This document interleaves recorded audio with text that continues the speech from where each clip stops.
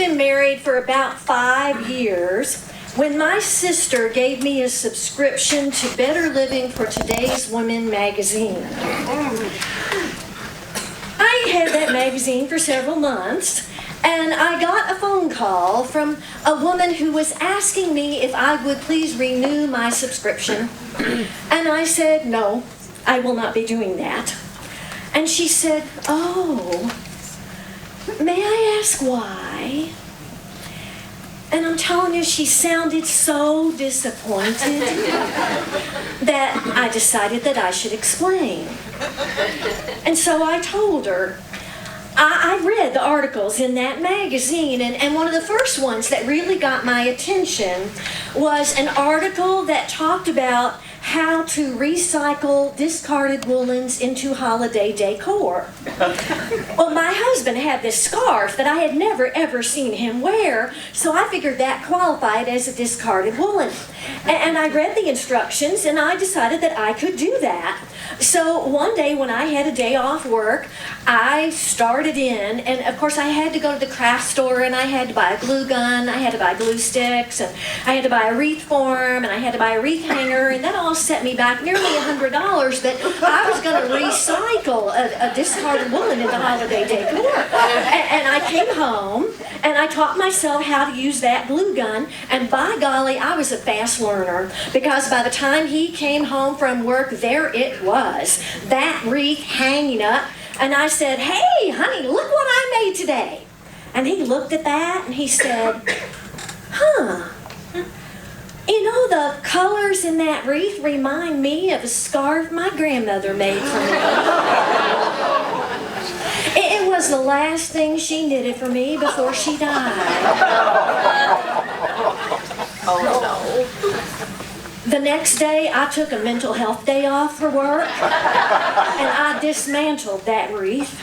And in case you ever need to know, if you use those really tiny little manicure scissors, you really can remove glue dots from woolen without using any discernible holes behind. And I broke up that wreath form, and I put it down in the bottom of the trash, and I took that wreath hanger, and I hid it in my underwear drawer. I figured he wouldn't look there, and I had everything back into place. And that evening, when he got home from work, he looked around, he said, where's the wreath? And I said, I did not tell you? I didn't make that for us. I made that for my great Aunt Mary Helen. She lives out in California, and she just loves things like that. And I already mailed that off to her today. And I tell you, he looked at me and he said, well, you know, I liked it. And it reminded me so much of that scarf. Do you think you'd be able to make one from your scarf?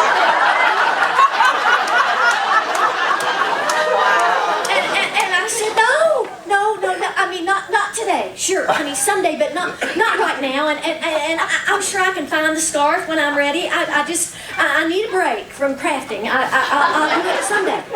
I'll tell you, I felt so guilty about lying to my husband that when your holiday recipes came out, I made all of them.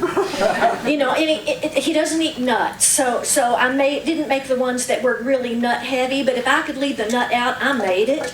And your magazine says that all of the ingredients in your recipes are readily available. But I live in Frankfort, Kentucky, and I had to make trips to both Lexington and Louisville to find vanilla from Madagascar.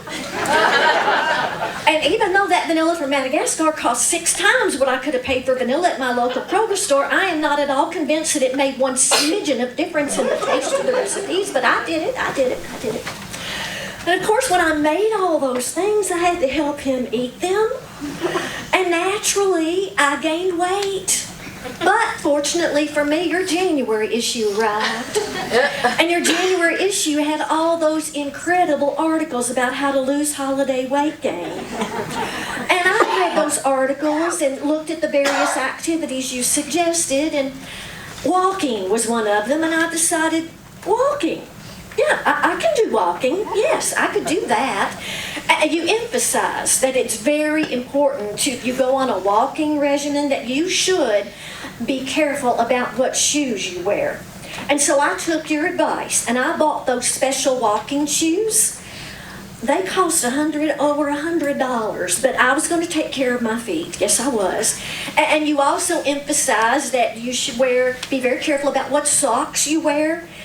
And I can tell you right now, ma'am, if you think I'm going to do laundry more than once a week, you've got another thing coming. So I had to buy 7 pairs of those socks at $28 a pair. And she said, "Wow, you are an ideal subscriber to Better Living for Today's Magazine. So I'll tell you what I am going to do for you.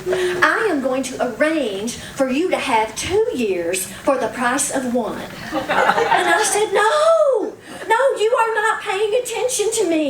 Your magazine, I'm lying to my husband. I'm putting my marriage at risk. I'm ruining my bank account. I cannot afford to have your magazine. No. And she said, "Speaking of your marriage, what did you think about our February issue? That article, 50 Ways to Enliven Your Bedroom? We've received a lot of positive feedback about that article." And I said, "That article? That article?" I shared that article with my husband. We made it to about idea number 23. And now I want you to know that every single person in the chiropractor's office knows both of us by our first names. And I do not appreciate that. Well, folks, she hung up. So I guess she finally understood why I was not going to renew my subscription to Better Living for Today's Woman magazine.